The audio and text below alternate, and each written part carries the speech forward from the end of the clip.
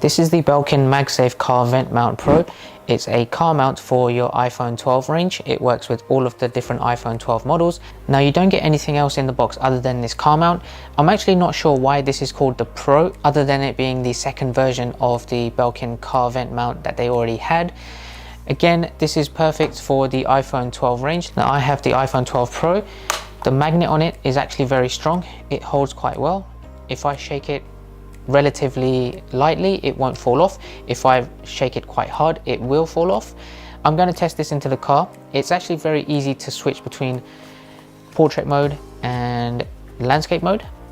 So if you want to have it visible horizontally or vertically, you can do that. All you have to do is twist it, or you can just put it down, but you'll have to kind of find the right position.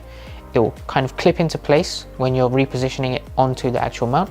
On the back, you can actually reposition the handle any direction, and it is pretty strong, so you have to put a little bit of force onto it. This can also twist as well to get into the right position for any type of car vent. And then also you have a bit of a gap between the actual mount and the repositioning handle. This is for a cable management, so you can put your charging cable inside here. Now the one thing to remember is that this doesn't have any capabilities of connecting a charger for you to have wireless charging. So most people would assume that because they have this design, you just put your phone on there, it will start charging. You expected a port to be there at the bottom so you can charge it and have this connected at all times. Just slam your phone on, it will start charging. This is not the case, which is quite disappointing. However, there is a lot of cheap knockoffs that I've seen online, mostly sold by China, that have a very similar design to this, that have a USB-C port at the bottom, so you can connect your iPhone 12 as a wireless charger. However, the magnet level on those ones are not going to be as strong as this one. So let's go ahead, head over to my car, mount this up and see the capabilities of it. Right, so just before I go in and connect this to the air vent, I just want to let you guys know, if you don't have a MagSafe case for your iPhone 12, I have one that's just a simple clear case that's not an Apple certified one. The magnetic strength on this will be very light and it wouldn't be able to hold it. So you'll see the lightest touch, it will fall down. So if you are going to use a case with this Belkin car mount here, then make sure you get the Apple certified one. So the first thing I'm going to do is connect my phone without the case, and I'll connect it to the air vent here on the right hand side of the driver wheel. So depending on the orientation of your air vents, you can actually just twist the entire back of this to make it vertical or horizontal, and then you simply just click it in. Now the one thing I'm really confident about with this is the magnet on it is very strong. However, if you are going to be twisting this in a sort of landscape mode, then make sure you take it out, then twist it manually, because this is very heavy duty, and if you have a lightweight plastic on your air vents, then it could break and snap if you try to force the twist. So now let me go ahead and connect it here. Just make sure nothing is in the way, because your phone is going to be slightly higher than that. So I'll put it like this.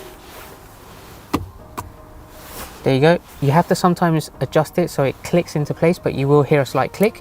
But as you can see, it's pretty solid. Even if I'm moving just the phone around and nothing else, it isn't popping off, it's staying solid. So when I'm driving, it will be very easy to just maintain that same position, and it's not going to fiddle around, drop or change orientation in any way possible. So the one thing I do like about this Belkin car mount is that it's very heavy duty, and I have a lot of faith and comfortability knowing that it will keep my phone secure. Let's go ahead and move it into the central panel now of the car. In my Range Rover Velar, I have this large central screen here, which will get in the way of the air vent there. So what I'm going to do is now make this into a horizontal mode and just connect it like this. So as you can see, I have a phone mount on the dash already. This one just clips the phone into place. I'll give you an example, like so. And it's very easy. I can just twist it and face it in different directions.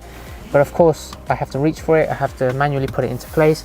I have to make some adjustments to make it into vertical mode to hang it on there. But this makes it very easy. All I have to do is just snap it into place and I'm ready to go. And to make it vertical, obviously, all you have to do is just twist it. It maintains the strength. It's very strong. It's not going to be moving. But of course, I need the screen to open.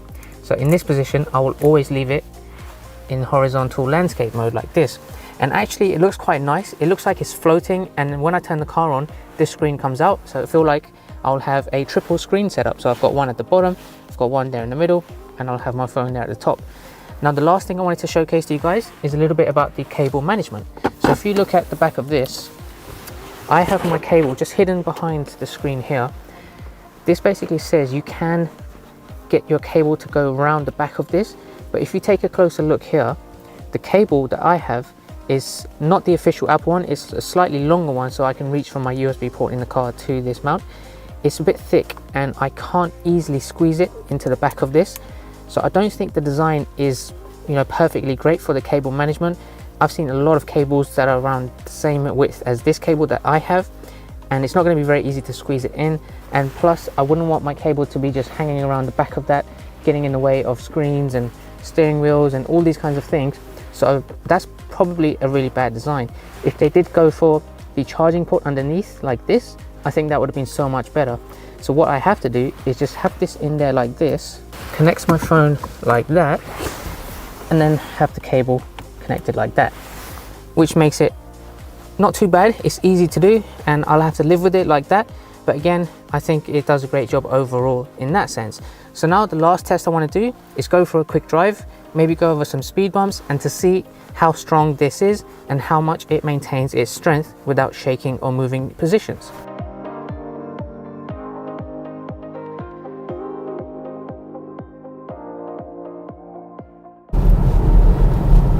So as you can see, it's pretty solid, it's staying stable, which I think is great.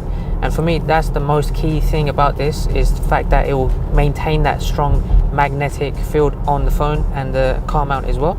A little bit of this road is uneven, but I'm going to be going over a speed bump now as well, and you'll see that it wouldn't even move an inch. And there we go, it's comfortable. I've also driven with this on the motorway, so I've gone at 70 miles per hour. And it's really maintained it even at high speed, so I don't feel like this is going to move in whatever condition you'll drive this in. So the best thing I think to have this in the landscape orientation is that when you use this as a satellite navigation, it'll be so quick and easy just to set it up and then start navigating your way to wherever you want to go. So if you want to put on a navigation, you literally just slam that on there and it's solid, it maintains it, and then you can start driving. It's so quick and easy. And I think that's one of the key things that I would be using this for, is the ease of usability, especially for things like navigation. Even if I have my Spotify on there and my navigation on there, it'll be easy for me to switch between songs whilst not taking my eye off the road. So in that sense, I think it's actually quite worth it. It's on $34.95 on the Apple website. You can't buy it from Belkin direct, but the link is in the description below of the Apple website link if you wanted to check it out. I feel like there's a lot of things that can do the exact same thing for a lot cheaper. If this had the wireless charging capability in it, I think this would have been so much better and worth the price.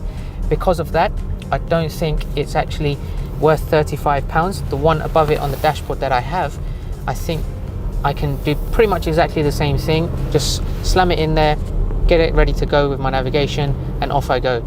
It's not too much different, other than this being a little bit closer and easier to mount than on the dashboard.